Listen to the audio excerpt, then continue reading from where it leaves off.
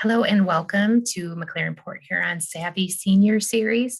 Today we're talking about grief and loss, and we will be shared by Michelle Bezemek, who is a social worker at Marwood Nursing and Rehab. If you have any questions about today's program, please send us an email at mphoutreach@mclaren.org. Thank you so much for joining us today.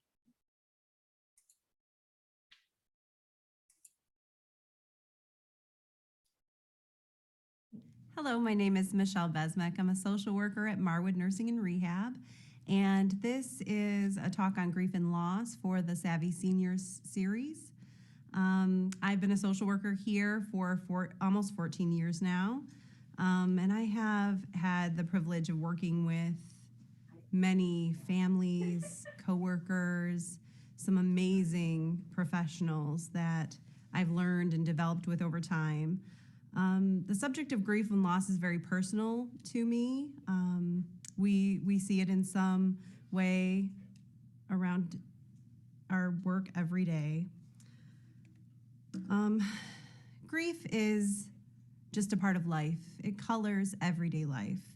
It can be small, minimal things that are easily overcome, like trying out for a team and not making the cut, or putting a bid in on a house and being outbid, applying for a job and not getting hired, or ordering your favorite lunch from your favorite restaurant and opening your box with the fork poised and then realizing they got your order wrong. Or it can be something more lasting and serious, like an injury or a medical problem, in which you have to equate finding your new normal and making the idea of living a different way than what you had planned. It could be your children leaving your home and having the anxiety of wondering how they're doing, what decisions they're making, if they're safe. It could be separation from a loved one or divorce, and finding that you are now responsible for things that you depended on someone else for. The loss of a beloved pet, or the death of a loved one. The most clinical thing we'll talk about today is the Kubler-Ross, and that kind of identifies the 5 stages of grief. This is not the same for everyone, but it does kind of give you an idea of what people may experience when they experience grief and loss. Stage 1 is sometimes described as denial. This can't be happening. Why did this happen? I feel fine. Stage 2, anger. No one deserves this. Why did this happen? Who is at fault? Stage 3, bargaining. If I had only done something differently, if I had only taken this step, if I had only listened to this person, maybe the outcome could have been different. Stage 4, depression. I'm so sad. I don't want to get out of bed. It's a job to shower or to leave the house or to answer the phone, to move on, to maintain my responsibilities and, make a paycheck. And stage 5, acceptance. Maybe I'm going to be okay. Maybe I can get through this. Maybe I see some hope and some light at the end of the tunnel. These individuals may experience these things. They may experience them in different order. They may skip something altogether. But the statistics on death and loss are pretty startling. 100% of all living beings are eventually going to die. So it's very relevant that in some point in time, you are going to experience some sort of grief or loss. And I want to spend a little bit of time on our social norms, because our social norms don't always support grief and grieving people. The biggest reason is that death is really uncomfortable to talk about. It's more socially appropriate for you to be okay. You go out after you've had a major loss and you're doing something positive for yourself, and maybe all you want to do is cry and talk about what space is left in your life. And it can be a real downer in social situations. Our society even goes so far as to put time frames on grief. Every HR has a paid time off policy where you get so many days for this relationship and so many days for this relationship. Or if you've lost a lifelong friend, you might be able to take some PTO time. So you're expected to maintain your responsibilities and to get back to life maybe before you're really ready to. Grief just does not end at a funeral. You get this outpouring support. You get cards, phone calls, and people reaching out and covered dishes. But then those things tend to taper off, and you're left to deal with this dramatic change in your life, this emptiness potentially in your home, going to call someone that may not be there anymore. Also, social norms are not always very healthy. We're told, don't bottle this up. You need to talk about it. But we are becoming to live in a culture where asking, how are you, has sometimes become small talk. We're all guilty of this. We're busy.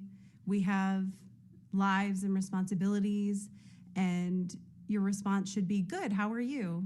And you're on to the next meeting or into the next room or in your car to go to the next place. Do people really want that level of honesty that you may need to express to them? And how do people react when you give them that level of honesty? What reactions do you get?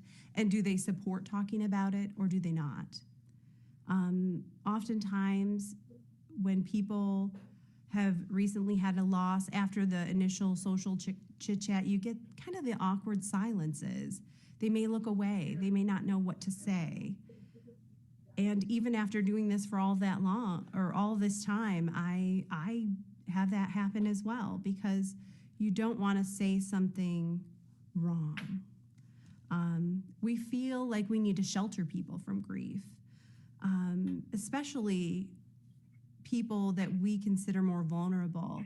Our children, you may have lost a parent and you may wait to grieve for your parent until after your children go to bed. I don't want them to see that. I don't want them to see that. But that teaches unhealthy habits for dealing with grief. It teaches them that it's not okay maybe to express emotion at times. And a good question that I ask you to pose to yourself is that behavior helpful or is it hurtful, and why? We have had a heck of a year. During the COVID-19 pandemic, dealing with grief and loss has come to a whole different level. We have been challenged and limited in ways that our society has not seen, and it has created so many difficulties and so many problems. And I had a deep discussion with one of my coworkers who is an amazing clinician, and we talked a lot about the absence of a good death. I urge you to consider, what is a good death? For me, I'll be a little bit more personal for a moment. I think of a good death as living a long life, a healthy life, a happy life, building a family, having experiences and following dreams.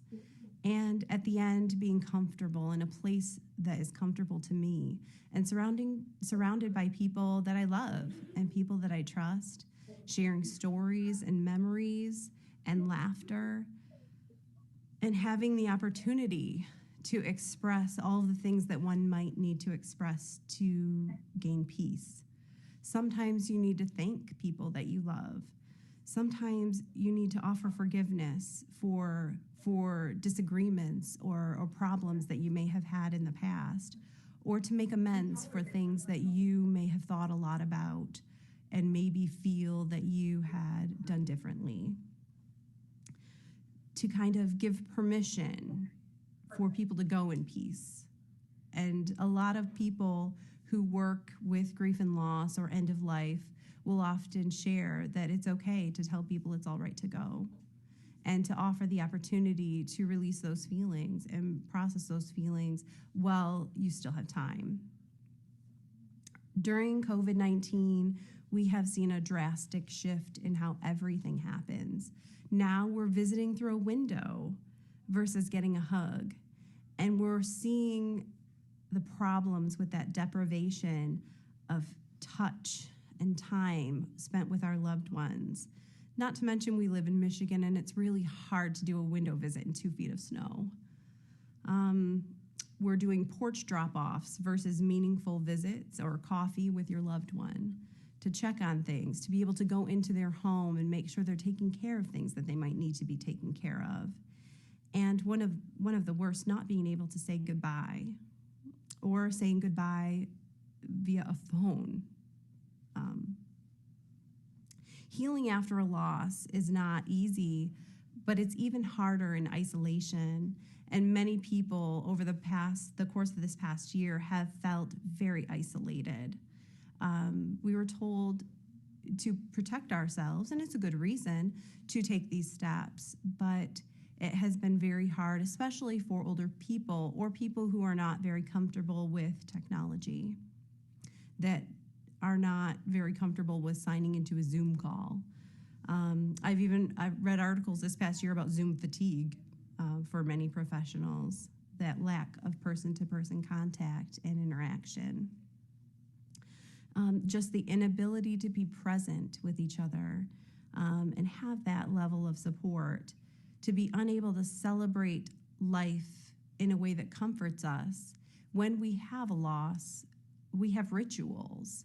We get together, we gather, we have funerals, we have showings, we have a celebration of a life, we share meals, and that has become very disrupted with COVID-19.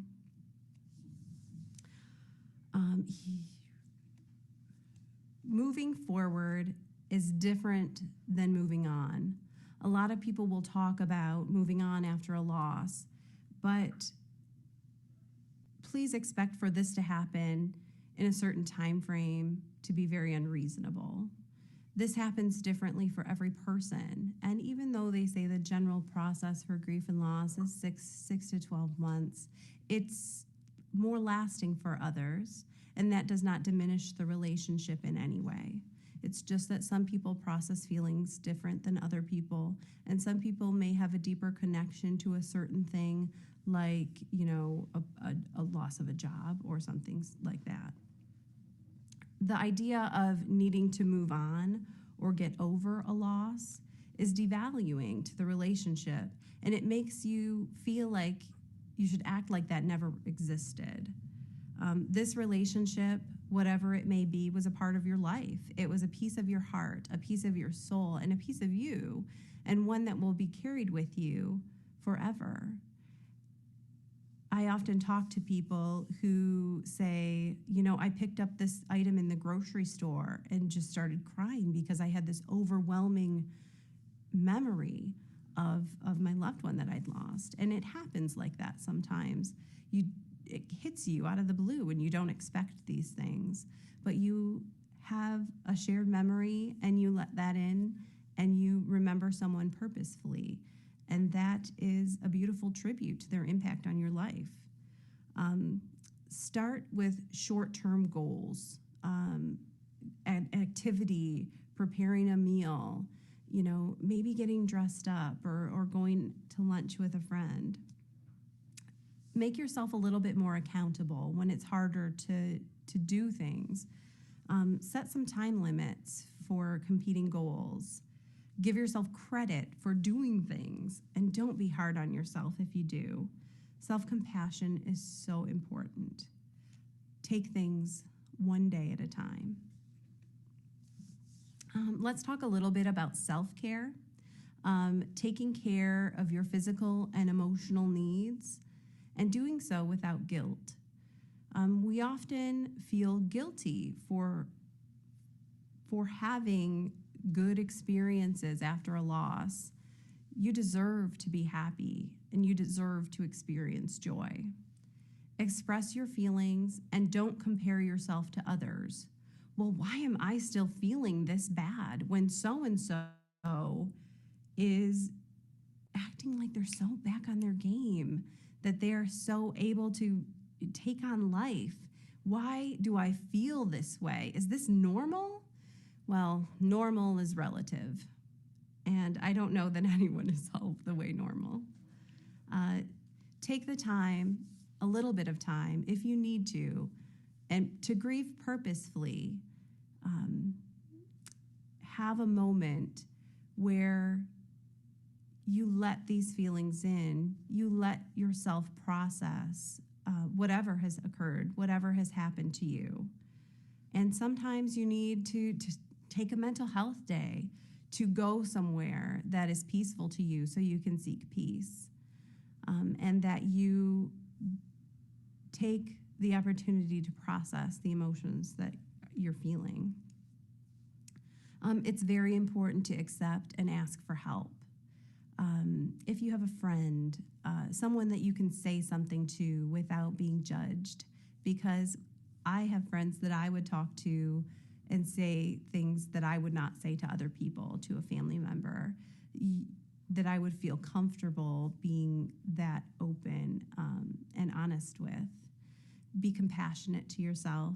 Give yourself a break and celebrate every small accomplishment that happens. Hooray, you were able to get up when the alarm clock got off today. That is something, and that is a step forward. Try to incorporate some healthy habits.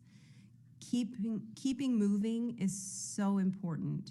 Taking one step towards life in a day. Having a good diet, being mindful of what you're eating, exercise, trying to get adequate amounts of sleep. You're not going to have energy or feel good if you have a bag of chips on the couch all day. Even though you might want to eat those Funyuns and have bed rest so people will leave you alone sometimes. Try something new. Join a club. Do some goat yoga. Volunteer. Take a course. Take a class. Do something that maybe is a little bit out of your comfort zone, a little bit different than what you would do. How can you help other people that are going through a grieving process? Helping others, if you are both grieving, if two people are, helping others can help you. It gives you support of another person going through a similar situation, and doing so can be mutually beneficial. Try to be a good friend. Friends are relationships that are chosen.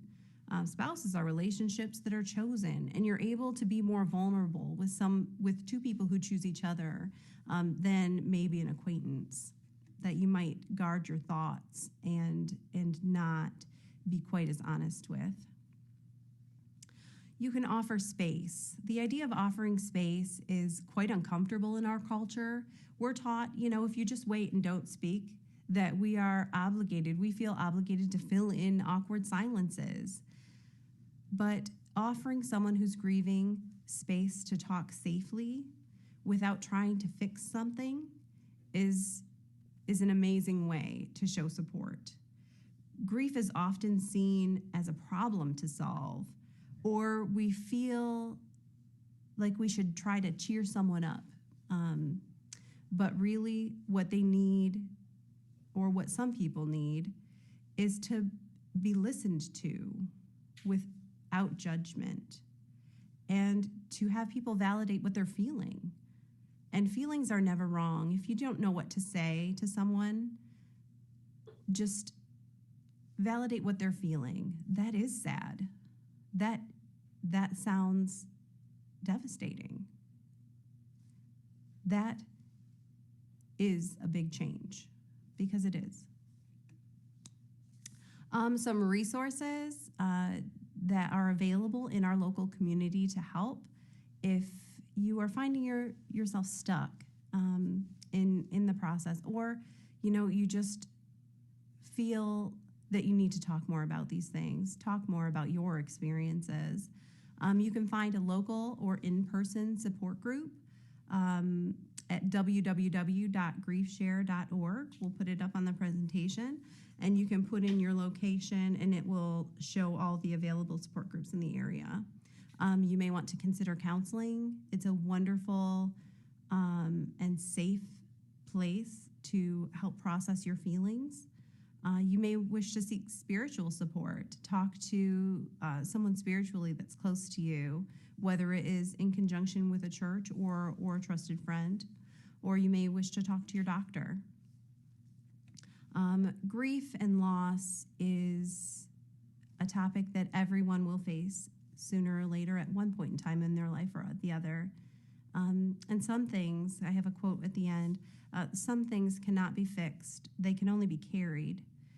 You don't get over grief, you get through it, and it follows you, and you come out to be a different version of yourself than you may have thought. Thank you for your time. I appreciate your attention, and I hope that you're well.